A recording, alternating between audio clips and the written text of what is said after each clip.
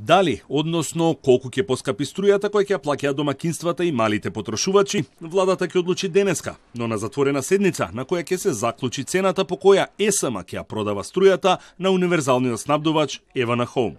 Јавноста најверојатно ќе ја дознае цената во четврток, кога е тендерот на Евана Хоум на кој ќе конкурираат државните електрани. Иако официјално од владата нема потврда дека ќе има поскапување, домашните и странските експерти се десидни дека цената мора да се зголеми. А како потврда на тоа е договорот од преговорите меѓу премиерот Заев и лидерот на Алтернатива Гаши дека струјата нема да поскапи повеќе од 20%. Министерот за економија Крешник Бектеши без прецизен одговор колкава цена на струја ќе плаќаат граѓаните, но уверува дека нема да има ценовен шок кој би бил предизвикан како верижна реакција од поскапувањето.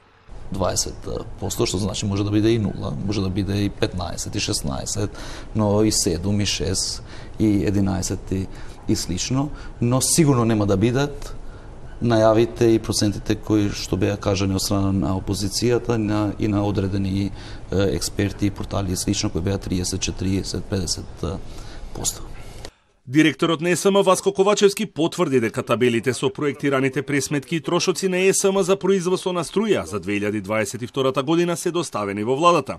И најави дека во план е наместо 60% државните електрани да ја покријат целокупната потреба на домакинствата за струја која ќе оди преку универзалниот снабдувач Евана Хоум. Во моментов со домашно производство се покрива повеќе од половина од дневната потрошувачка на струја, што се должи на активирање на ТЕЦ Осломи и враќање функција на двата блока во Рек Битола. Рек Битола, пошто доаѓаме од таму денеска, работи со два блока. ТЕЦ Осломи е ставен во целосна функција. Се подобруваат акумулациите сега со доштот. За 5 до 10 дена ќе биде во целосна функција ТЕЦ Неготино. Веќе од денеска почнале да се набави мазут.